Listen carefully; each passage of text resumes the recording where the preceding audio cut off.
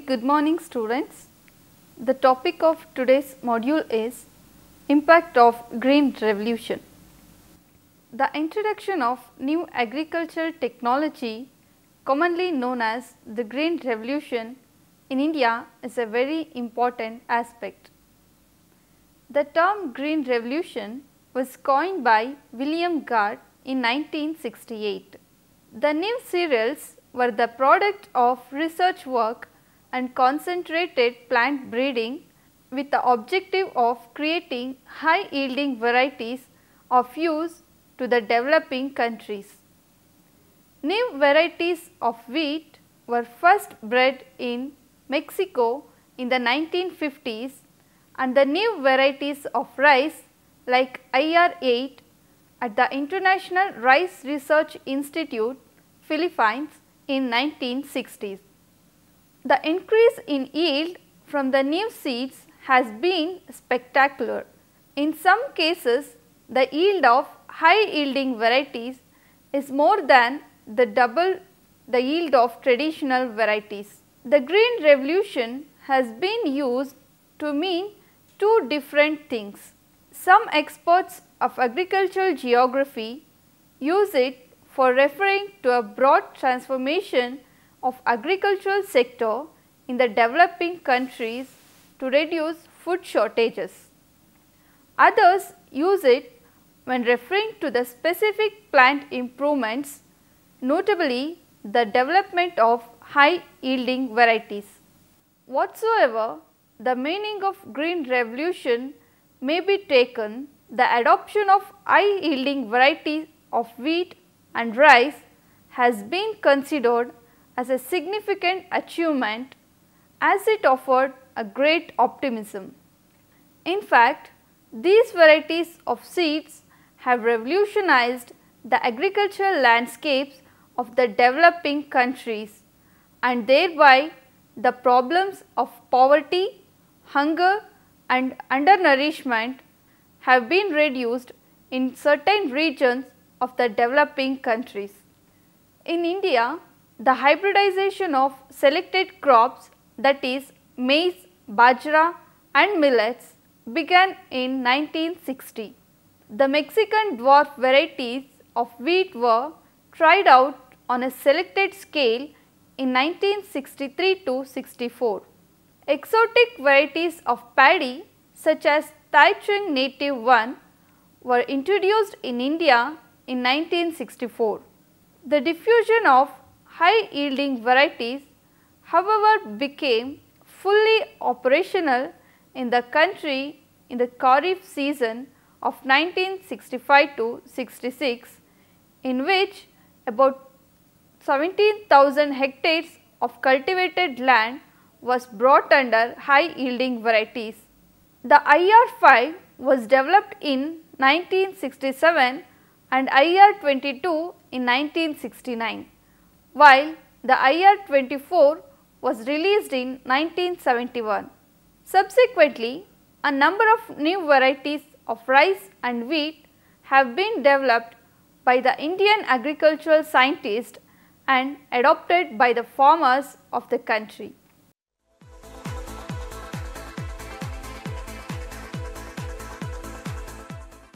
Coming to components of green revolution.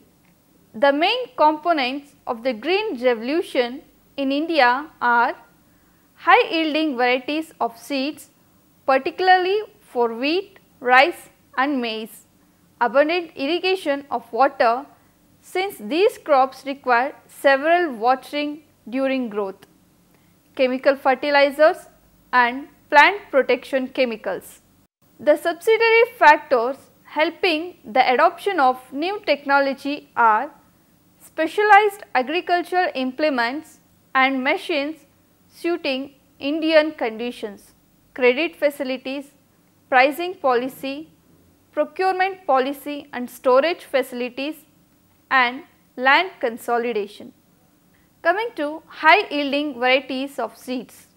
One of the most important features of high yielding varieties is that they can absorb much higher amount of chemical fertilizers than the local varieties. The higher doses of fertilizers in case of high yielding varieties of seeds give higher yield.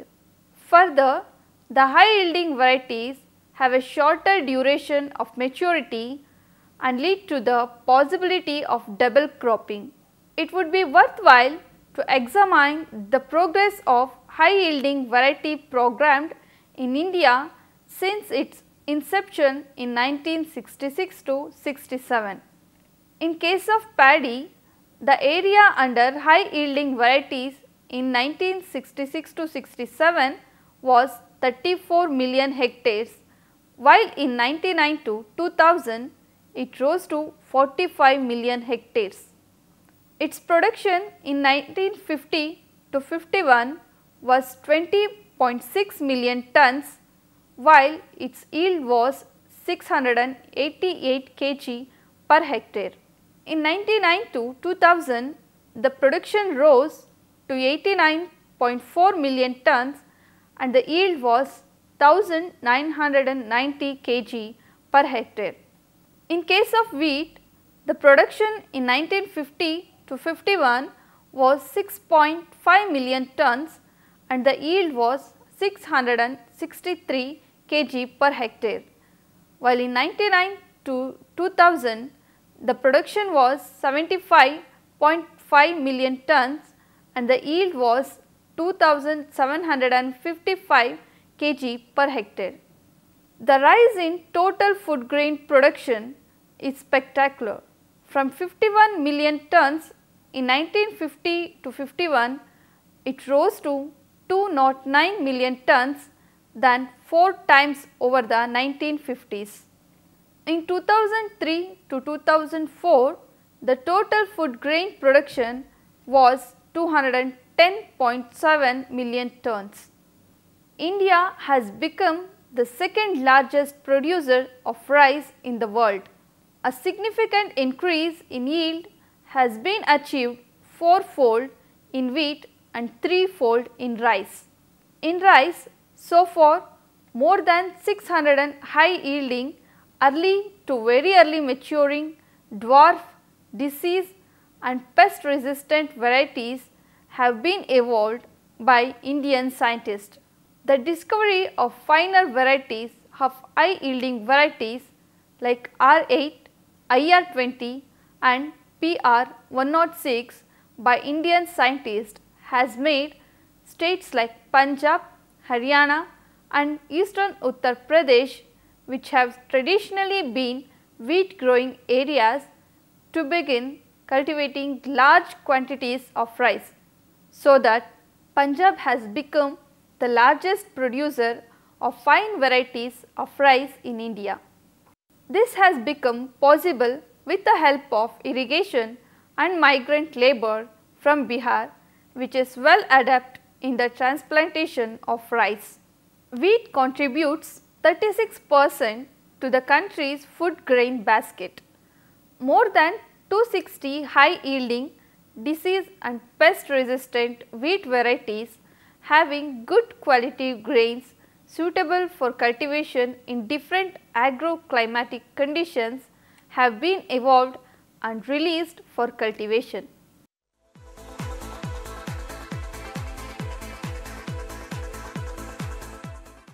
Coming to merits of high yielding varieties.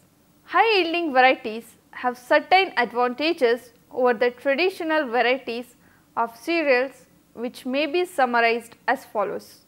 High yielding varieties have shorter life cycle and thereby enable the farmers to go for multiple cropping. For example, new seeds of rice and wheat complete their life cycle in 110 and 120 days respectively. The traditional varieties of rice and wheat, on the other hand, take about 130 to 150 days respectively to harvest. The new seeds thus enable the farmers to economize on land. High yielding varieties need a lot of water for better yields. The yield per unit area is significantly high. If it is considered in terms of water required per quintal of wheat or rice, the new seeds require less water as compared to that of traditional varieties. High yielding varieties thus economize on water also as the crop remain in the field for a shorter period. High yielding varieties under optimal conditions require more labor per unit area and thus help in generating more employment. Prior to the introduction of high yielding varieties, the farmers over greater parts of the country, especially in the rained areas, were exclusively dependent on the arrival of monsoon for the commencement of their agricultural activities. They used to remain unemployed during the months of summer after the harvest of rabi crop, but now the farmers and the dependent labourers get work in various agricultural operations throughout the year. High yielding varieties are scale neutral, which means that other things being remaining the same, the big farmers and the small farmers likely to get the production and profit in the same proportion. In other words, the new seeds are not biased towards the big or the small farmers. The adoption of high yielding varieties does not require any special skill and farmers of various socio-economic and cultural backgrounds can adopt the new seed easily. A minor adjustment in the sowing dates of wheat is required as high yielding varieties need relatively cool temperature at the time of sowing. For example, in Punjab and Haryana, the sowing dates of wheat prior to the Green Revolution were in 3rd or last week of October, when the date temperature used to be around 35 degrees centigrade. But now, wheat is generally sown in the Sutlej Ganga plain before the middle of November, when the date temperature reads about 30 degrees centigrade. The night temperature falls around 18 degrees centigrade. The farmers have, however, very well adjusted their sowing and harvesting dates on the basis of their experience during the last 30 years. Next is irrigation. Another component is the adequacy of irrigation. Unless there is assured water supply, high yielding varieties cannot be cultivated profitably. A little less than 3/4 of the country's cropped area depend on rainfall, which is concentrated in the few months of the year. About 70% of the cultivated area has inadequate rainfall during the main cropping seasons. Intensive agriculture is difficult to practice on such lands. The future of the new agricultural technology lies on the hand in evolving new varieties of seeds of wheat and rice, and on the other in making the most efficient use of irrigation supplies by minimizing losses.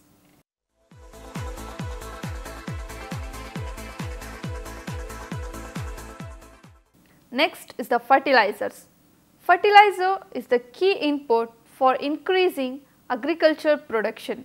The consumption of chemical fertilizers during 2000 to 2001 was 16.59 million tons, while in 1999 to 2000 it was 18.7 million tons. Urea is the most commonly used fertilizer and its selling price is fixed by the Government of India.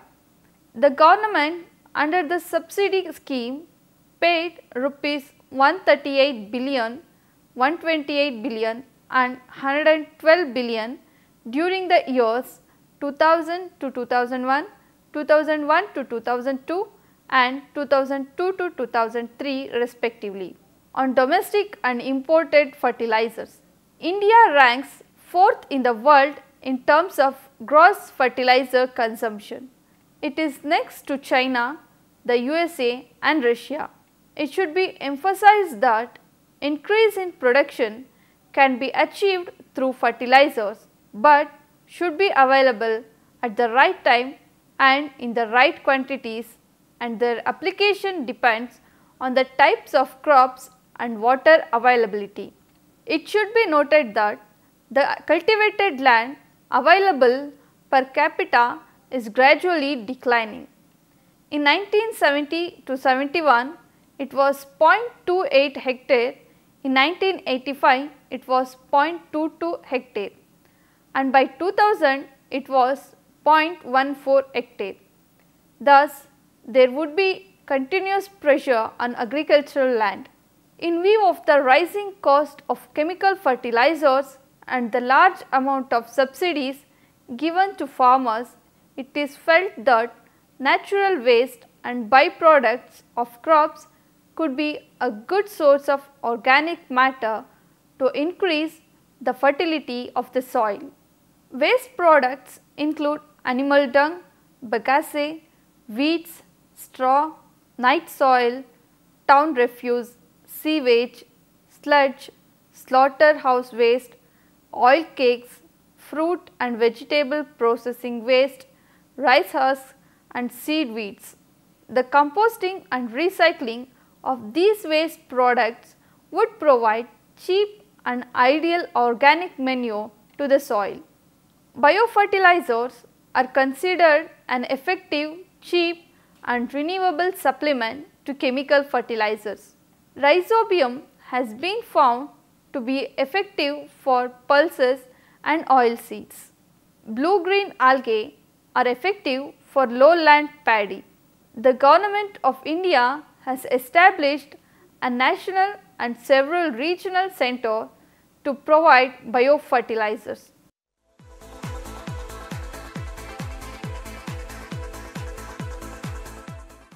Coming to plant protection chemicals. The application of pesticides is almost universal for those areas of the country where green revolution has made an impact. The use of pesticides has become necessary to avoid the losses in crop production. The control of pests enables a crop to yield maximum production within the limitations of its environment. In the absence of such a contact, there are heavy losses in crop production. There is another group of chemicals classified as herbicides or weedicides. These are beginning to be used in India. Just as increased use of fertilizers is an essential part of the new strategy of crop production, so is the increased use of pesticides to sustain the increased production. Even though more and more specific chemicals are being introduced for plant protection in the country, evidence is growing that chemical treatment alone may create unfavorable conditions. Chemicals, while killing a particular pest or a group of pests, may destroy the natural enemies of the pests and thereby exaggerate the situation. The hazards of environmental pollution, ill effects of excess chemicals and the loss of ecological balance and the consequent danger to health require use of pesticides. The integrated pest management strategy aims at optimization of the natural controlling factors, for instance, adverse weather conditions for pests and favorable conditions for natural enemies of pests are created. Control measures are made to coincide with the most vulnerable stage of growth of pests. Integrated pest management has been adopted as main plank of the plant protection since 1994, as it is an eco-friendly approach aiming at the minimal use of chemical pesticides with mere integration of other methods of control. Coming to impact. The Green Revolution in fact revolutionized the per hectare productivity of wheat and rice enormously. In the pre-independence period, the agricultural growth rate was 0.3%. In the period after independence and particularly from 1966, when the new technology was applied along with policies of land reforms, pricing procurement and public distribution system, the growth rate jumped to 2.8%. Production of food grains during the period increased from 108 million tons in 1970 to 71 to 176 million tons in 1990 to 91 and further shoot up to 208 million tons in 2000. The following table shows the production of various food grains in 1950 to 51 to 2003 to 2004. According to some critics, the adoption of new agricultural technology, which is capital intensive, has created regional disparities and social tensions. They argue that labor intensive small scale farming has received a setback and small farmers have sold their lands and migrated to the cities, and this had adversely affected the quality of life, created social tension and added to the number of slums in the cities. The comments on the application of new technology, in fact, are not comments on the technology itself, but on its faulty management. Their argument is not valid for the following reasons. Bhalla and Chadha are the opinion that the advent of Green Revolution in Punjab has brought overall prosperity to peasantry. It is contended that it goes to the credit of marginal and small farmers of Punjab that despite their limited land base, they have been able to record almost as much total crop output per hectare as their bigger counterparts. Green Revolution is capital intensive, but not to scale. Small farmers, when all components are taken care of, give the same yield as big farmers. As for money, there are various agencies like cooperative banks and NABARD that would help. If these are procedural circumstances, they should be simplified so that the farmers could get the loan at nominal interest. When the high yielding variety of wheat and rice seeds were introduced in India, the situation was so miserable that India was importing 2 million tons of wheat from the USA. It was facing a grave crisis in food production and the new technology had to be adopted. The agricultural growth rate prior to independence was 0.3%, but as a result of new agricultural technology, it has increased to about 30%. India has a big reserve stock of food grains, about 45 million tons, with fluctuations and can face any eventuality like droughts and floods. It should be mentioned that Green Revolution in India has been strengthened by the government adopting certain measures like the procurement of food grains, pricing policy and the buffer stock policy. It is important to note that the income disparity among the Indian farmers is not the consequences of the new technology, but the unequal resource base and the faulty administration that hinders the procurement of loans, fertilizers and pesticides, and also non-availability of adequate canal irrigation water at the right time. The technology has in fact benefited all sections of the population. The introduction of tube wells and tractors has not resulted in any significant displacement of labor, and even the incidence of harvester combine has been limited to about 2% of the gross cropped area in the agriculturally most progressive state of Punjab. which mainly relies on migratory labor from states like Uttar Pradesh and Bihar. Thus, as a consequence, the new agricultural technology has opened vast possibilities for the agricultural development in India, and the country would be able not only to meet the domestic demand for food grains, but also for export. Thank you.